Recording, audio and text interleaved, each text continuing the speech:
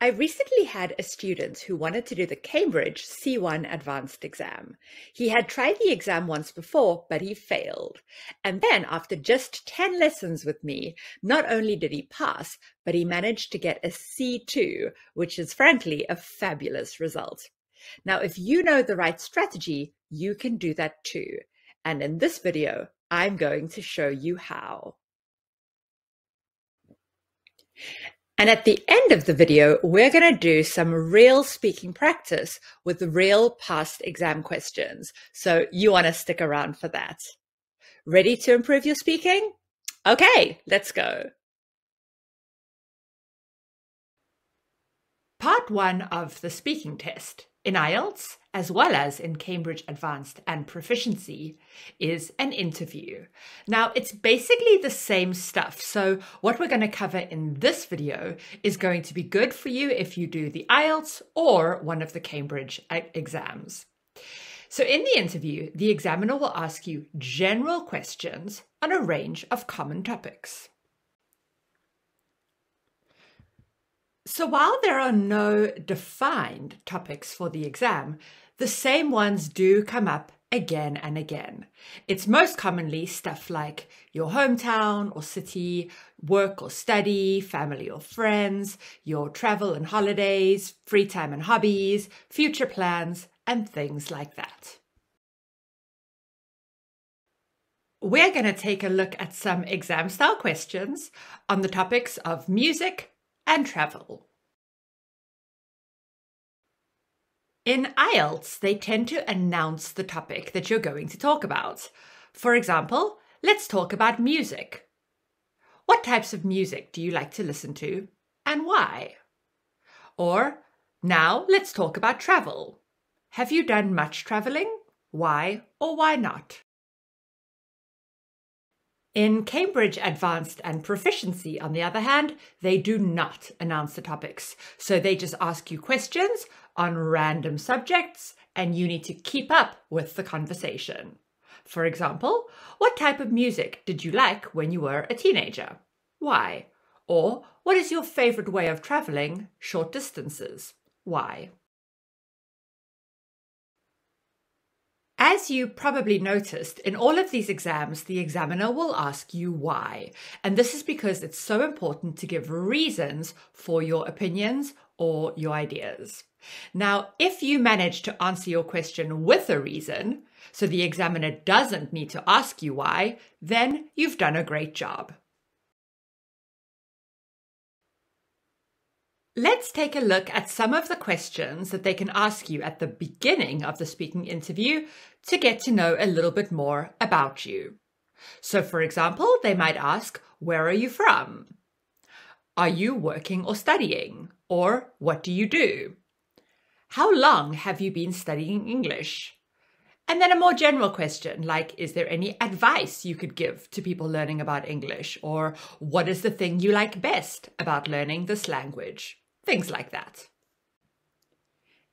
It could happen in the speaking test that the examiner asks you a question using a word you don't know or you don't understand.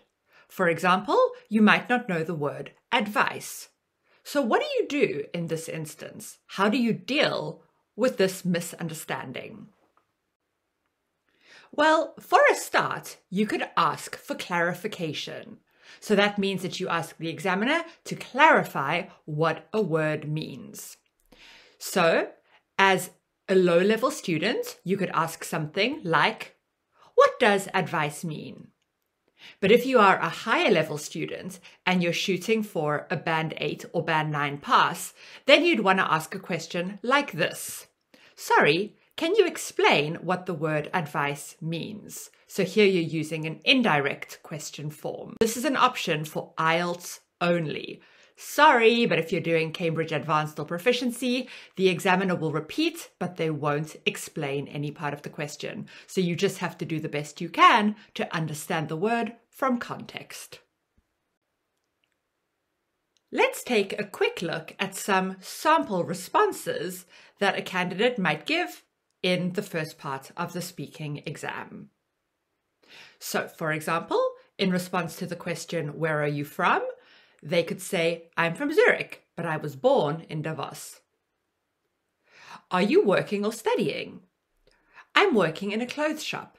Next year, I want to go to university, maybe to study business. How long have you been studying English? For about 5 years. Is there any advice you could give to people learning English? I'm not sure. I think it's important to practice a lot. Okay, so what band or what level do you think this candidate would be? So the reason that the mark would be quite low is because the information that the candidate gives is quite basic. So it's accurate, they don't make any mistakes, but they also don't expand on their answers. They don't give reasons or examples to support their ideas. Now, let's take a look at the same questions, but with answers from a candidate who would receive Band 9 or a C2 level score. Response number 1. I'm from Zurich. Originally, I come from Davos, which is a mountain resort town in the Swiss Alps. Response 2. I have a part-time job at a clothes shop, and I also help out in my parents' company to gain some work experience. I intend to start uni next year, possibly to get a business degree. Response 3. I started learning the language when I was 10, but I wasn't too keen on it back then. My parents made me take classes, and now I'm glad they did.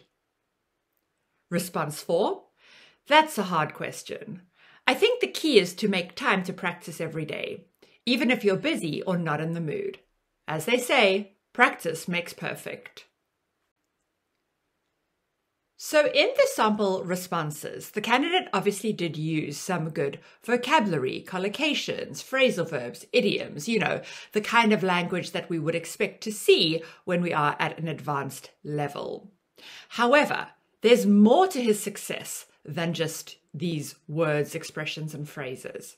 You see, the candidate has upgraded their answers with 2 simple steps. So let's take a look at this 2-step strategy, which I guarantee will help you to bump up your band or your mark in the speaking test. Step 1 is to answer the question in general. But you don't stop there. In step 2, you add more detailed information, examples, and reasons to justify what you said in step 1. By making sure you answer every question in 2 steps, you show that you have a real understanding of the question and that you can express yourself spontaneously and fluently in developing your answer. So basically, you're showing the examiner that you are a proficient user of English. So what are your next steps? How do you master this 2-step strategy to improve your performance in the speaking test? Well, as promised, here are some examples of part 1 questions for you to practice. Try really hard to answer the questions using the 2-step strategy that we've been talking about. I highly recommend that you record yourself when you are giving your answers. So this way you can play back the recording, you can listen carefully to what you've said, and you can think about ways that you can improve your answer and then try again to polish it using the 2-step approach. Right, now I'm going to ask you 4 exam-style questions, just like the ones you could hear in the exam. After every question, pause the video and give your answer. Try to use the 2-step strategy we've been talking about for the best results. So, when you're ready, press play and you'll listen to the next question. Got it? Good luck. Question 1. What do you like to do at the weekends? Question 2. Do you enjoy your job? Question 3. Would you prefer to live in a big city or a small town? Question 4. How do you hope to use English in the future? To help you to self-assess when you listen back to your recorded answers, why don't you ask yourself these 4 simple questions? They will give you a good indication to what extent you've done well on the task. Have I used good vocabulary? Have I used a wide range of grammatical structures? Have I answered the question in general? And have I developed my answer with more details? If you've done all of the above, then I'm pretty sure you're going to get a good mark on your speaking test. Now let's take a look at some sample responses to the questions that you just answered. They're not the only possible answers, of course, but they're a solid guide to what a Band 9 or C2 answer should look like. So how do yours compare? Response 1. These days, I'm really into golf, and I'm actually a member of my local golf club. I'm quite a sociable person, so I try to take part in the social activities connected to the club too. Response 2. For the most part, yes. I get on well with my colleagues who are friendly and supportive, but from time to time I have to deal with demanding clients, which can make life difficult. Response 3. I've always lived in the countryside and I really like it there. I often go for walks in the woods and enjoy the fresh air. I value peace and quiet, so honestly, I can't imagine living in a bustling urban centre. Response 3. I hope to find work in the UK. Without a doubt, it will help me to get around, to communicate with my colleagues, and to do my job well. Hopefully, it will allow me to befriend new people too. You know, to feel comfortable with social English at the pub. In all of those previous examples, you saw step 1, which was the basic answer, and then step 2 with more elaboration, more details. You get it, right? Well, we want you to get it perfectly.